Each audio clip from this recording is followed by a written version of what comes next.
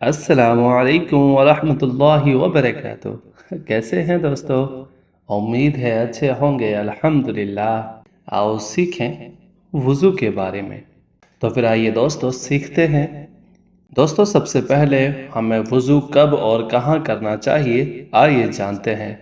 جیسے نماز کے لیے، کعبے کا طواف کرنے کے لیے، قرآن شریف کو چھونے کے لیے، اللہ تعالیٰ کے ذکر اور دعا کے لیے، قرآن پاک کی تلاوت کرنے کے لیے، سونے سے پہلے اور بھی بہت جگہ۔ تو پھر آئیے دوستو ہم سب مل کر وضو کا طریقہ سیکھتے ہیں۔ دوستو سب سے پہلے دل میں وضو کی نیت کرنا کہ میں پاک ہونے کے لیے یا نماز کے لیے وضو کر رہا ہوں۔ پھر بسم اللہ پڑھتے ہوئے وضو کو شروع کرنا۔ بسم اللہ الرحمن الرحیم۔ اس کے بعد دونوں ہاتھوں اور ہتھیلیوں کو 3 مرتبہ دھونا۔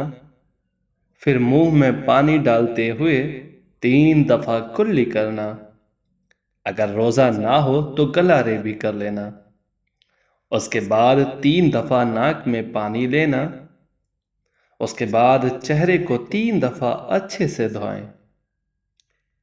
چہرے کو لمبائی میں پیشانی کے بالوں سے لے کر تھوڑی کے نیچے تک، اور چوڑائی میں ایک کان کی لو سے دوسرے کان کی لو تک۔ جس کے داڑھی ہو وہ داڑھی کا بھی خلال کرے۔ اس کے بعد پھر دائیں ہاتھ کو کہنی تک، ساتھ میں کہنی بھی 3 مرتبہ اچھے سے دھوئیں۔ پھر بائیں ہاتھ کو بھی کہنی اسی طرح سے 3 دفعہ اچھے سے دھوئیں۔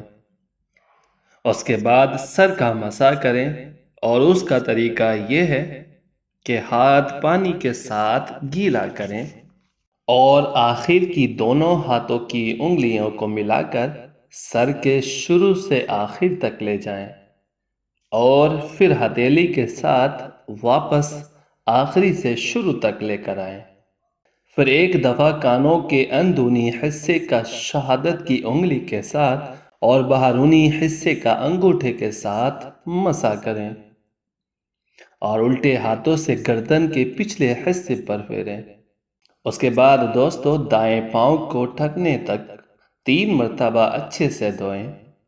پھر اسی طرح سے بائیں پاؤں کو بھی 3 مرتبہ اچھے سے دھوئیں، اور آخر میں وضو سے فارغ ہونے کے بعد ان الفاظ میں دعا مانگیں: اشہد ان لا الہ الا اللہ وحدہ لا شریک لہ واشہد ان محمدا عبدہ ورسولہ۔ اور دوستو آپ یہ دعا بھی پڑھ سکتے ہیں: اللہم اجعلنی من التوابین واجعلنی من المتطہرین۔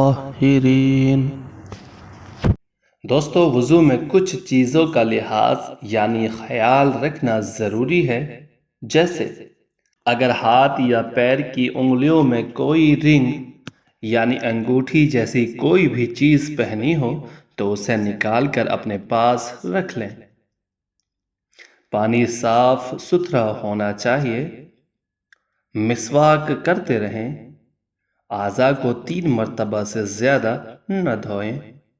داڑھی اگر ہے تو داڑھی کا خلال اچھی طرح سے کریں، اور پانی میں اطراف ہرگز نہ کریں، مطلب فضول خرچ نہ کریں۔ اور ہاں دوستو چند چیزوں سے وضو آپ کا ٹوٹ جاتا ہے۔ پیشاب یا پاخانے کی جگہ سے کچھ بھی نکلے، مطلب کہ کچھ بھی نکلے تو وضو ٹوٹ جاتا ہے۔ اور بغیر پردے کے اپنے پرائیویٹ پارٹ یعنی شرمگاہ کو چھونے سے بھی وضو ٹوٹ جاتا ہے۔ اونٹ کا گوشت کھانے سے بھی وضو ٹوٹ جاتا ہے۔ اسی طرح ٹیک لگا کر گہری نیند سو جانے سے بھی وضو ٹوٹ جاتا ہے۔ اور باقی اس کے علاوہ اگر کسی نے وضو کیا اور اس کے کپڑوں یا جسم کے ساتھ گندگی لگ گئی تو تو وہ گندگی کو صاف کرے اور وضو نہ لوٹائے، کیونکہ اس کا وضو نہیں ٹوٹا۔ دوستو، وضو کی بڑی فضیلتیں آئی۔ وضو اللہ تعالیٰ کی محبت کا سبب ہے۔ وضو امت محمدی کی نشانی ہے۔ اس اعتبار سے قیامت کے دن آتے ہوئے ان کے چہرے اور وضو کرنے والی جگہ چمک رہی ہوں گی۔ وضو غلطیوں کا، گناہوں کا کفارہ ہوتا ہے۔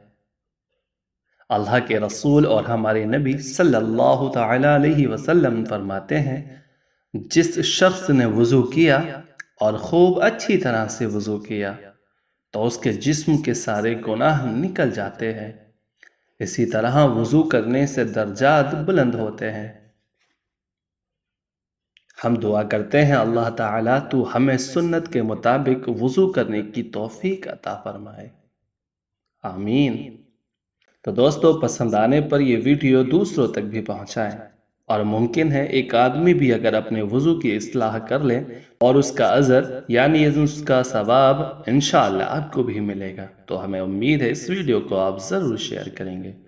میری دعا ہے اللہ آپ کو خوش رکھے، مجھے اپنی دعا میں ضرور یاد رکھیں۔ اللہ حافظ۔ ھذا من فضل ربی۔